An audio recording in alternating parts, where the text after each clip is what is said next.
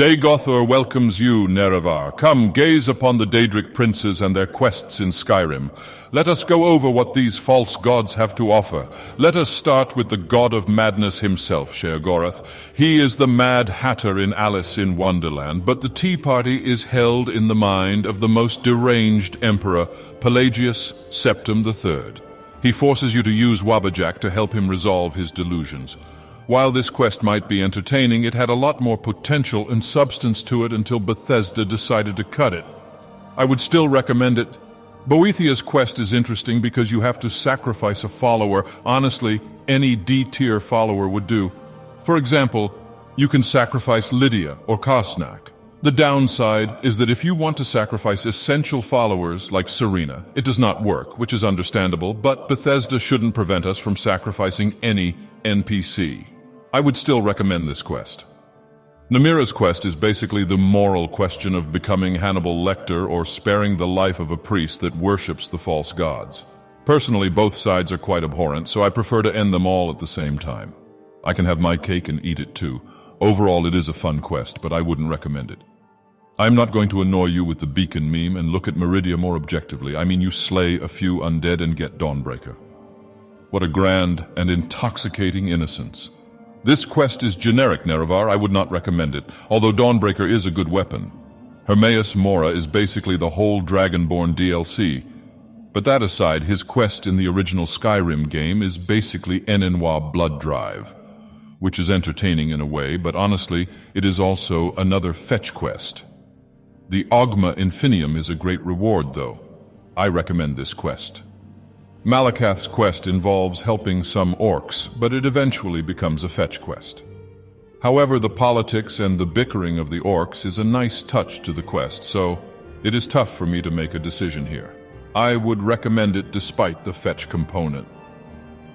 Sanguine's quest is basically the Skyrim version of The Hangover. You have to piece together what happened after a wild night of drinking with Sam Guivine, who is obviously Sanguine himself. You even get to call off your marriage with a hag raven.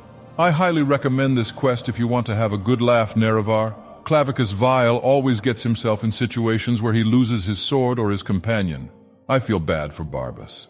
He seems to be a well-intentioned pup. The moral choice of whether to keep him alive or get rid of him depends on the fact if you are a complete sociopath or not, Nerevar. Do this quest, keep Barbas alive, and profit. Hircine's quest is surprisingly exciting in Skyrim. You get to play detective for a bit to determine what happened to Matisse's daughter. Later on, you get to fight a werewolf. Overall, it is a fun little quest. I recommend it. Molag Bal's quest is basically a mini horror game located entirely in a house in Markarth. I don't know what is more terrifying, the house itself or the fact it is located in Markarth. You go in there with a Vigilant of Stendarr and are given a moral choice. Come on, Nerevar. Just end the Vigilant of Stendarr and get the Mace of Molag Bal. It is a short quest, but I do recommend it. Mehrunes Dagon is alive and well despite Martin Septim defeating him in Oblivion. A Dunmer has opened up a Mythic Dawn museum in Dawnstar, and you have to help him reassemble Mehrunes Razor.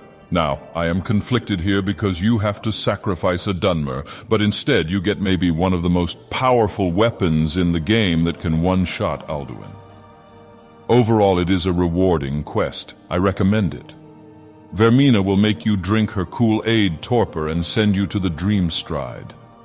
I have no idea what is inside of that torpor. Later, after defeating a few enemies, you will have yet another moral choice to make. Once again, though, it is a choice between a Dunmer and a Daedric artifact, for some bizarre reason. What does Bethesda have against Dunmer these days, Nerevar? In any case, I found this quest to be boring. I don't recommend it. However, if you decide to do it, spare the Dunmer. The Skull of Corruption is not as worth it as Mehrunes Razor.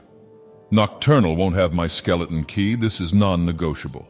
It is a part of the Thieves' Guild questline, though, so if you ever wish to complete it, cough up the key.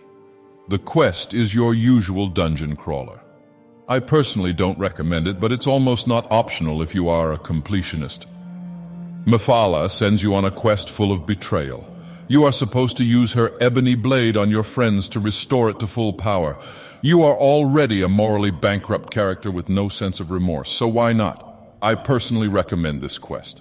For Azura's quest, you must go inside her star and defeat another Dunmer. Are you noticing a trend with these Daedric quests? You can either choose Azura's star and gain a Dunmer follower, or you can choose the Black Star and have the ability to trap any soul that you wish. I am a bit biased here. I wouldn't say I like Azura. However, you get a Dunmer follower. I recommend this quest, even though it is a bit boring. The final Daedric Prince I want to go over is Peryite. Despite being a weak Daedric Prince, the quest is unique. It starts like an ingredient fetch quest for a farm tool, but once that is said and done, you are sent to a dwarven ruin with projectile vomiting enemies. Projectile vomiting enemies, Nerevar.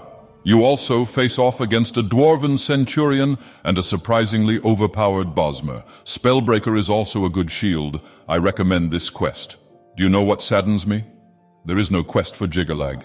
There should have been one if he is free from his curse.